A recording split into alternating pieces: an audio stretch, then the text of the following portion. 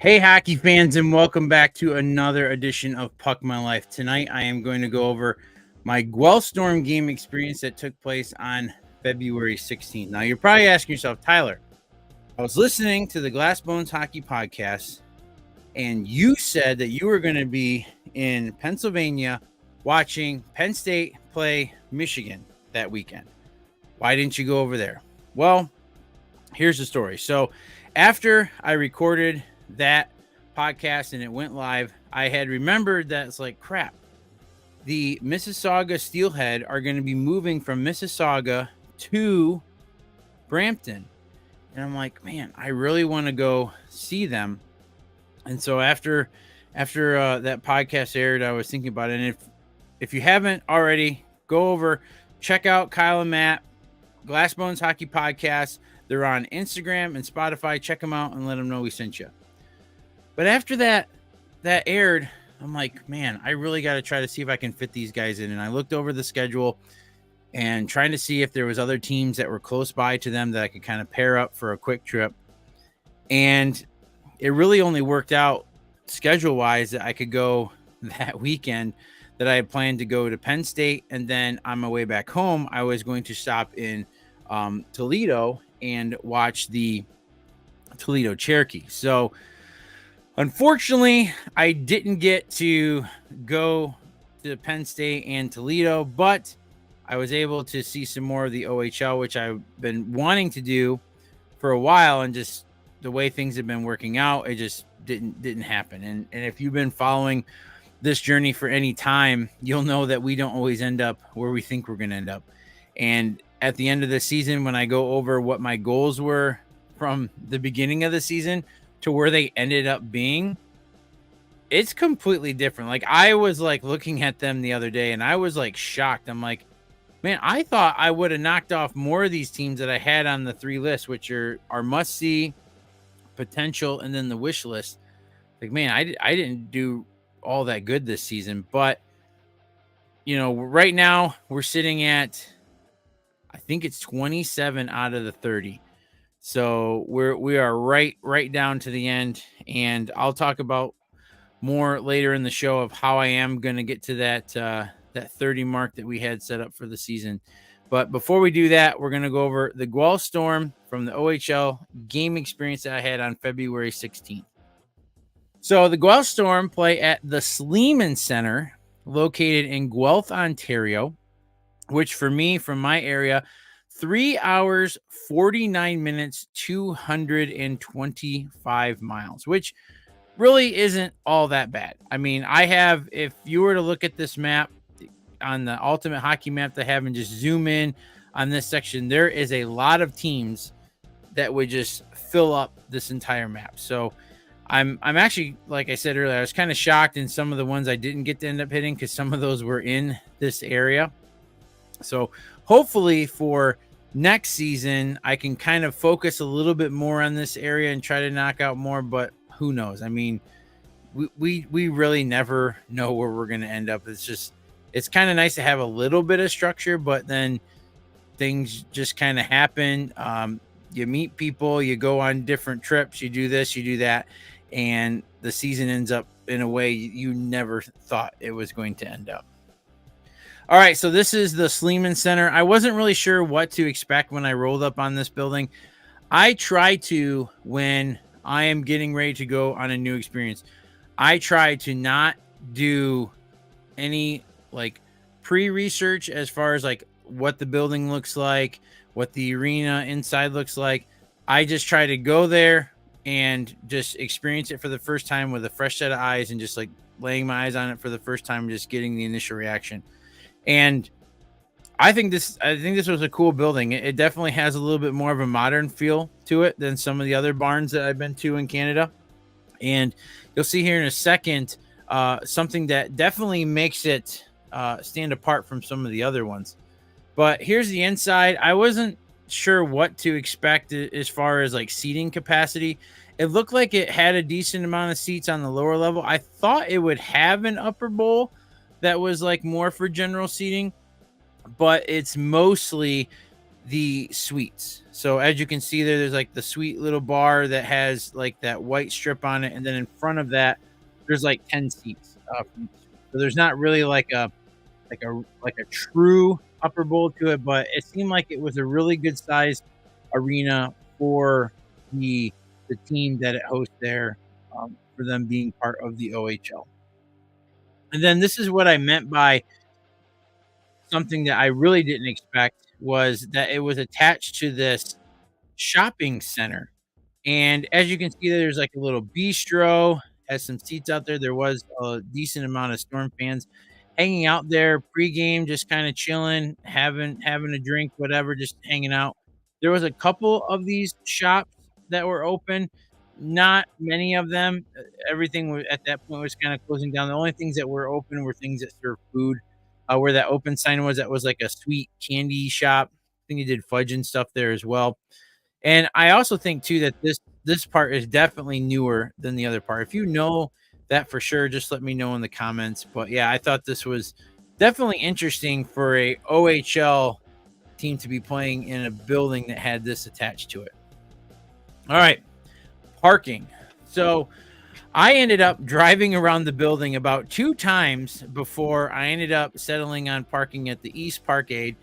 Glad I went there. It was $10 Canadian to park there. They do accept cash and card. Just before you get into the parking structure, there is a single line of parking spots. There's about 10 parking spots where you can park outside. If you get there early enough, I would actually strongly suggest parking there, and then you can just back into your spot and you can really get out quick. I actually thought that as full as the game was, which you'll see here in a little bit, getting out of this place wasn't as bad as I thought it would be, since it was in a downtown setting. And with that parking garage hooked right to the Sleeman Center, right to the exits of the arena, I was able to go right out level 2, walk right down, maybe like 50, 60 yards right to my car, and get out fairly easily. So not too bad. If you are going to a Guelph Storm game and you get there early enough, just go to the East Parkade. It's the easiest parking that I saw. There was some surface lots and stuff, but just go there. It's the easiest one. Reference this video, type that in your GPS, you'll be good to go. All right, tickets. This is straight from their website. I was actually blessed to have been given a ticket by the marketing team. So shout out to the Guelph Storm marketing team for giving me a ticket for tonight. But if I didn't have a ticket, I'd be paying $29.75 Canadian. For a senior ticket, you're looking at $26.50 and $19.50 for a child. As you can see down there, there is standing room and some other options available. But if you just want to sit in that blue section that you saw, you're looking at $29.75 a ticket. And depending on the exchange rate or whatever for that day, you get it a little bit cheaper if you are paying in US dollars. But I thought that this price point wasn't bad at all, considering where the team is located, not far from Toronto, their history, and the fan base that they have. I thought this was a really good value for what you're getting for this level of hockey, and I highly recommend it. All right, next up is the merch. They did have a really cool merch store as far as selection goes, a lot bigger than I thought. And I'll take you through the merch store here. Lots of jerseys, hats, a little bit of everything for kids up to adults. It was really cool. And this was neat that they had a little kiosk station where you could go and customize your own Guelph Storm home and away jersey. They did not offer this for their specialty throwback logo jerseys, which they didn't even have any for that night, which was unfortunate.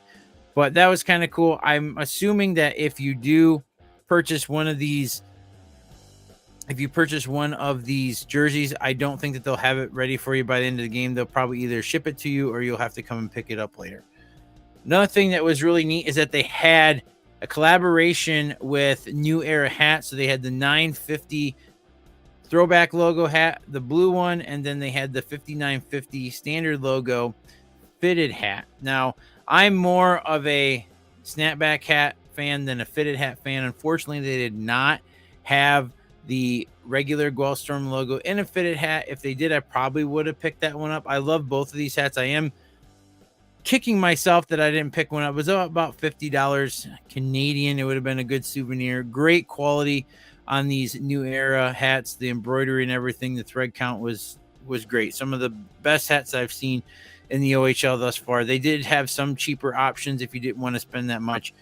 But yeah, definitely wishing that I would have picked one of those. I'm kicking myself because it's like I don't even know which one I would pick. I mean, they're both great. I at the end of the day, I'd probably have to end up buying both because I wouldn't be able to choose.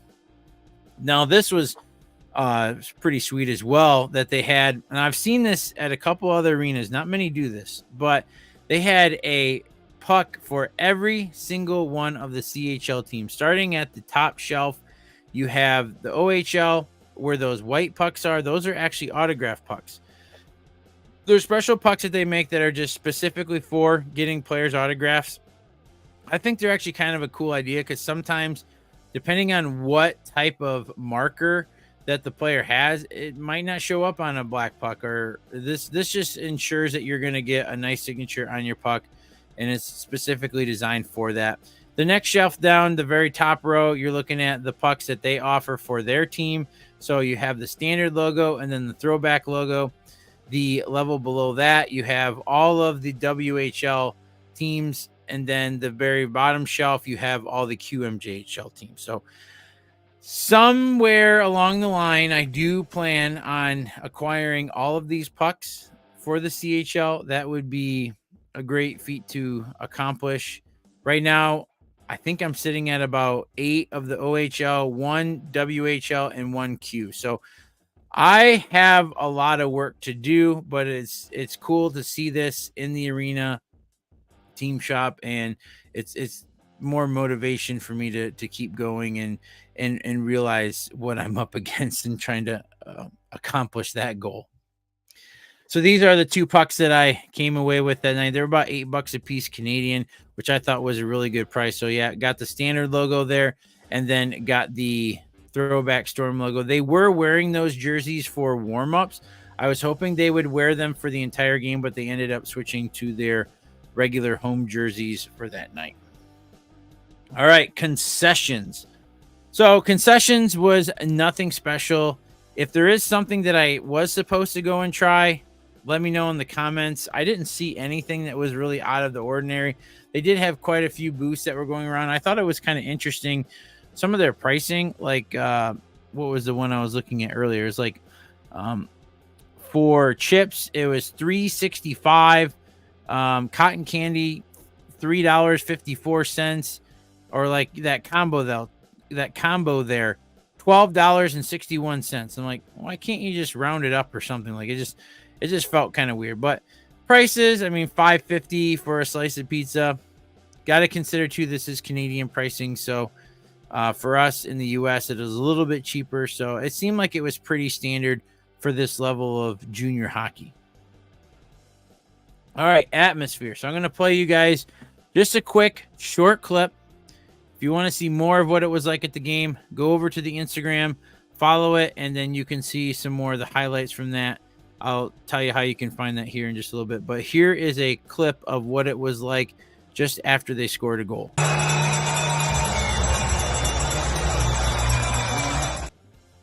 So there was some chance going on throughout the game, not a whole lot. Seems like a lot of the games I've been going to recently, there hasn't been a lot of chance. I don't know if the fans just need to wake up or what's going on, but this was also interesting that they had as well. I've seen this before, but it was cool that they had this in.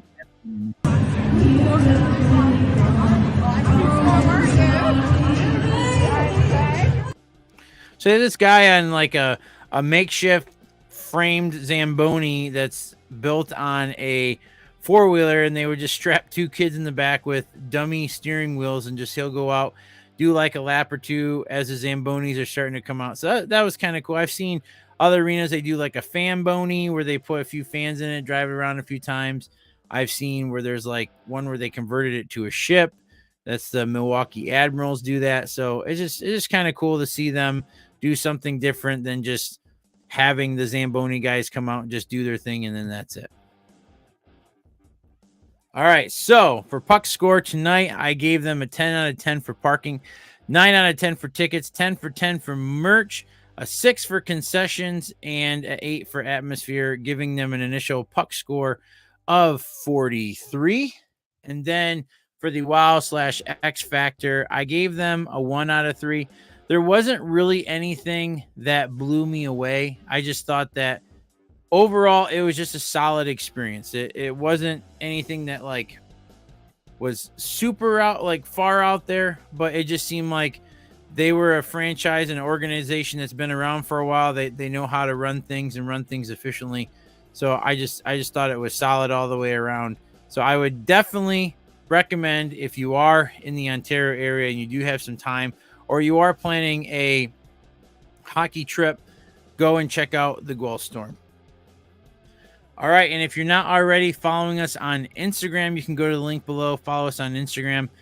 Got a lot of cool things going on over there. As you can see on the highlight tab there, those are, I think, what is that? Let's see, 7. So that's 7 of the 8 teams that I saw in 11 days here at the beginning of March. So from the 1st through the 11th, saw Cornell University, the Reading Royals, the Lehigh Valley Phantoms, Philadelphia Flyers, New Jersey Devils, Quad City Storm, Peoria Rivermen, and Chicago Crush. It was like around 4,000 miles of driving, and that was a big help to get me to where I am today, to where I only need 3 more teams to hit the 30-team goal.